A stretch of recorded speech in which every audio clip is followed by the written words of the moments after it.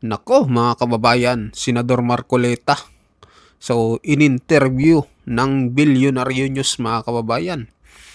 At pati ito si Corina Sanchez ay nagtaka din no sa notaryo ni Orly Gutesa dahil siya din daw ay may karanasan na kapag nagpanotaryo siya ay wala naman talaga ang abogado doon mga kababayan, yung mismong attorney. At tila naniniwala ito si Corina Sanchez no sa parang sa aking palagay lang no sa ano ni Gutesa sa affidavit mga kababayan. At dito may konting banat din dito si Attorney Marcolita dito kay Ping Lacson. Nako, so palpal dito si Lacson mga kababayan. So panoorin natin tong buong pahayag ni Senador Marcoleta dito kay Corina Sanchez. From the media? Hindi naman. Hindi naman. Sa dami kasi ng inaatupag din. Oo. So ang resumption po ng Senate Blue Ribbon Committee ay kailan? Meron na po bang petsa? Nakikita ko lang sa social media, parang November 14. November 14. Yes. Blue Ribbon Committee na po yon. Yes. Okay. Ano po ang reaction po ninyo sa pagbabalik ni Senador Ping Lacson bilang head ng Committee on the Blue Ribbon Committee? Kung gusto niyang bumalik, wala namang makakapigil sa kanya. Nagtaka nga ako kung bakit siya nag-resign. Oo nga. Tatanungin ko rin po nakapagtataka. sana kayo, bakit nga ba siya nag-resign? Marami pong haka-haka kung bakit. Mas maganda kasi kung siya sasagot nun. Hindi ko naman kaya sagutin Ay, yung para sa kanya. hindi po Tama. ninyo alam kung ano yung mga pinag-usapan ng mga kasamahan po ninyo? Kasi sa majority lang dinidesisyonan yun. Hindi makasama ang minority. Ang sabi po ni Senador Lacson noon ay if something like this, kung ang aking mga kasamahan mismo ay nagdududa sa aking judgment o mga desisyon, edi wag na lang. May naramdaman po ba kayong ganon of lack of confidence in his leadership?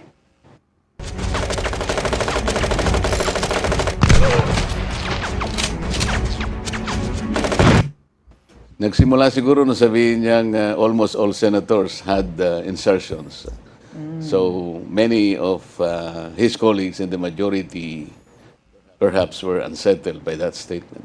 I see, but insertions per se is not illegal. At that time, kasi ang insertions connotes a negative impression. Kasi nakita nyo naman related sa mga flood control projects, katakot-takot na insertions na kung gamitin pa yung ibang mga salita dyan, consolidation, amendments, pero iisa naman yung definition nun eh.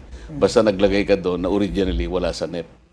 Mga insertions yun. Ano po ang inyong working principle habang tayo po ay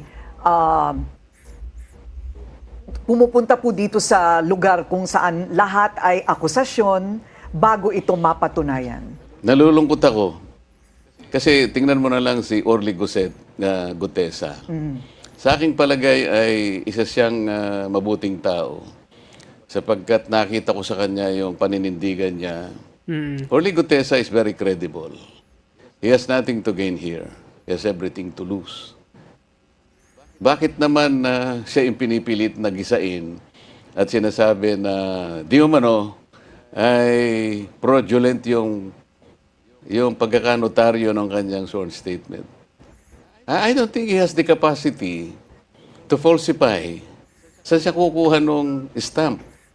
Saan kukuha ng dry seal? Paano niya maihiram yung notarial register para makita niya kung ano yung number na ilalagay sa document, anong page number, anong book number? All these are foreign to an ordinary individual na maaring hindi niya alam kung ano yung notary public. At wala pa akong nakitang nagpanotaryo sa buong buhay ko na binalikan niya yung kung sino man yung namamahala doon sa notarial office na yon. At siniguro niya, ma'am, sir, pasensya na po, gusto ko lang makasiguro kung kayo nga po ang pumirma nito. Walang ganun eh. Notary public services in this country has become a cottage industry. Lalong-lalo na sa mga areas na may mga city hall, mga municipal hall. Hindi mo makikita yung yung abogado. Wala naman nagpapakita eh. And chances are, yung notaryo na yon, hindi nga niya pirma yon because naglalagay lang sila ng associate doon, staff, secretary kaya, para siya ang pumirma. Para sa kanya. Para sa abogado. It has become a lucrative business. Nakagawian na nga po talaga yan. I mean, from my own experience. Nakita yes. ko yung abogada passed the bar in 2021. So 4 years pa lang siyang abogado. Pero kung titingnan mo, judging from the number of books, yung notarial registers, nasa book 8 na siya. So talagang ano nila yung pagnonotaryo? Yan siguro, baka hindi nagtatrial yon, baka wala sa korte, pero yung talagang pangunahing kinabubuhay nila yung pagnonotaryo. Yun po ang inyong hinala. Okay. Ano naman po kaya ang magiging motibo ni Ginoong Gutesa?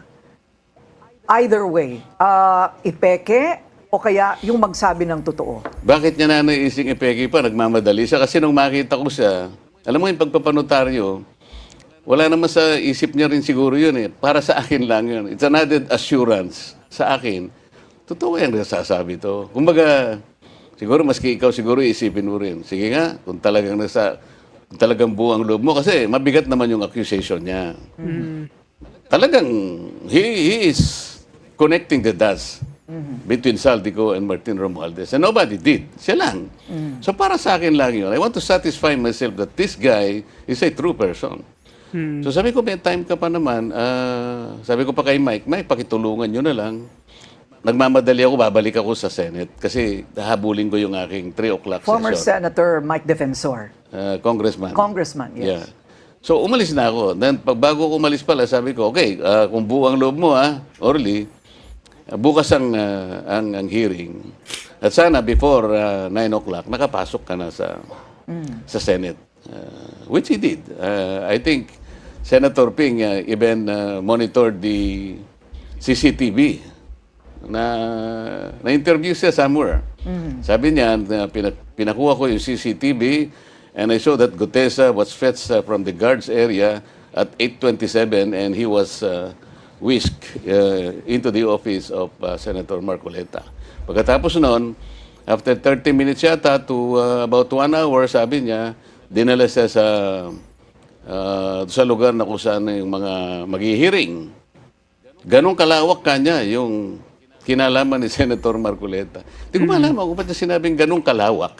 Ano ibig niya sabihin kalawak?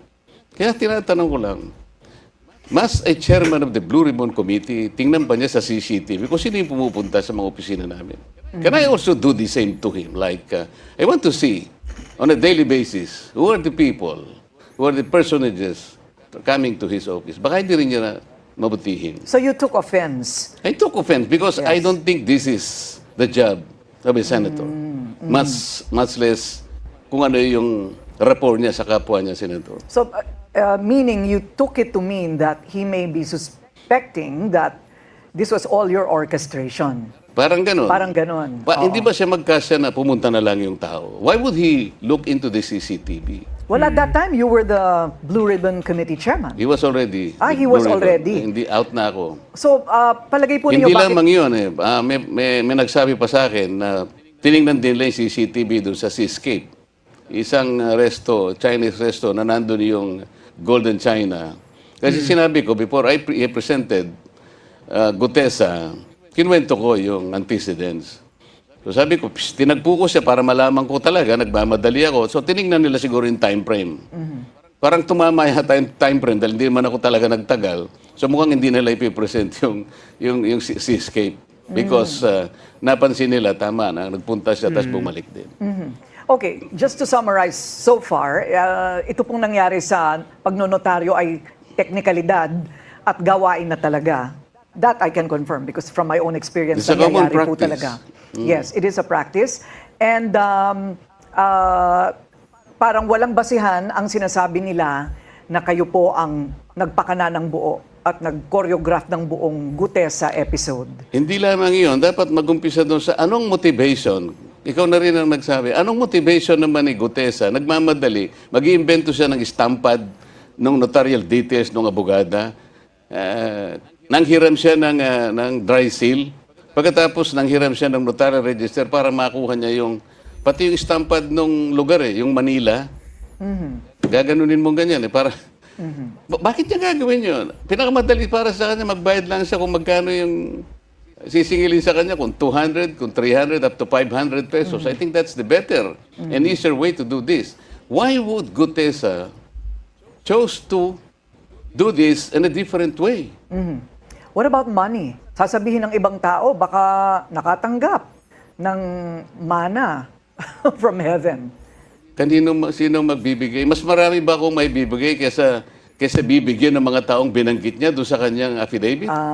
Mali-maleta. Not necessarily Mali-maleta. from you, Senator. Maaaring magaling sa iba. Oo. At, Maaari, siguro pinag-iisipan nila baka nanggaling sa ano na lang ang may bibigyan ng isang Rodante Marcoleta kung ikukumpara doon sa mga taong binanggit niya na mali-maleta na halos 3 araw sa isang linggo ang sinasabi niyang delivery. So palagay po ninyo, kayo po'y abogado rin, ano?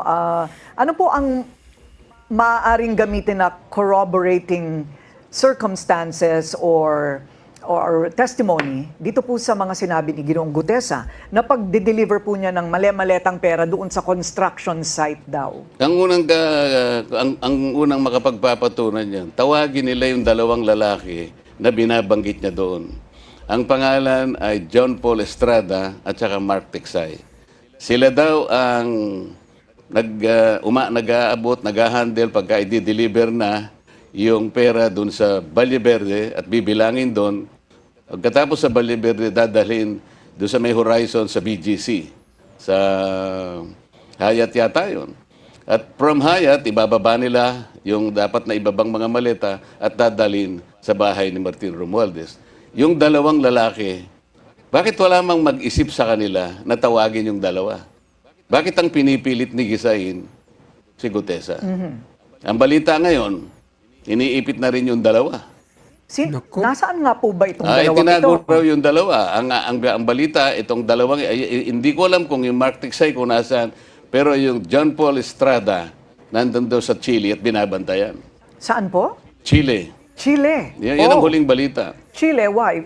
We have no extradition treaty with Chile? Siguro, bukod sa malayo, baka wala tayong extradition treaty. Oo. John Paul Estrada Estrada. and Mark Tiksay. Ayun.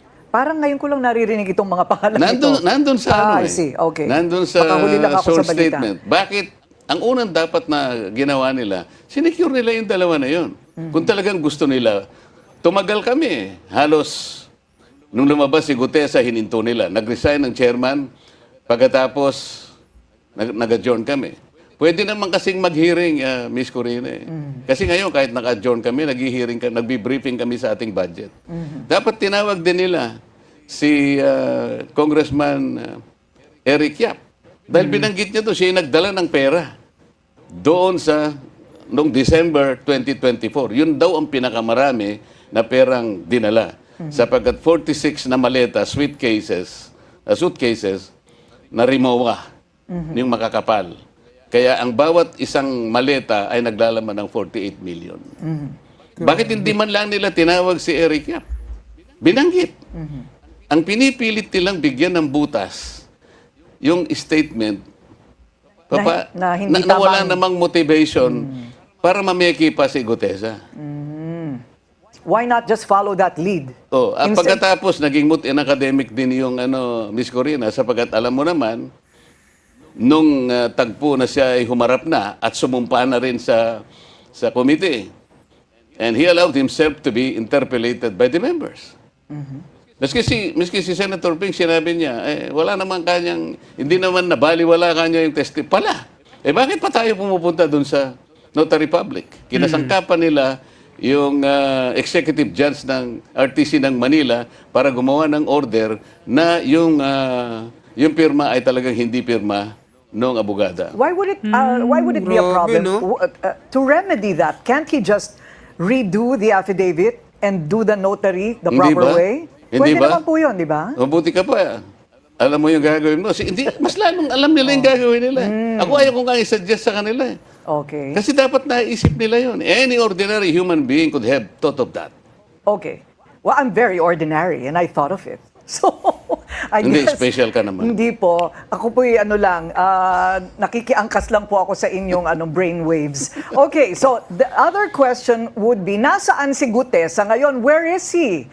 Come out wherever you are, sabi nga nila. We'll take a short break. We'll continue our discussion with Senator Rodante Marcoleta when we return. Stay. Let me respawn in Rome. So ayun mga kababayan, di na natin tapusin, no? So grabe matindi itong banat ni ni Senador Dante Marcoleta na kinasangkapanan daw ng nila Ping Lacson di umano itong Manila Trial Court para pikiin daw itong affidavit ni Gutesa. Grabe matindi ito mga kababayan. Mukhang may nalalaman si Senador Marcoleta na niluluto nito nila Ping Lacson mga kababayan. So mag-comment kayo kung ano dito, kung ano itong anong masasabi niyo dito sa pahayag ni Senador Marcoleta. Talagang antindi ng mga nangyayari ngayon mga kababayan. So hanggang dito na lang mga kababayan, di ko na po tatapusin, medyo mahaba na po yung yung interview dito ni Senador Marcoleta. Siguro pa-part 2 lang tayo pagka may nakita pa tayo ditong mga mahalagang i-content natin. So sa mga bago dyan, sa mga bagong pasok, huwag niyong kalimutan mag-subscribe mga kababayan, no? Para maabot na ho natin ang 400,000 subscribers. So maraming salamat po sa inyong lahat.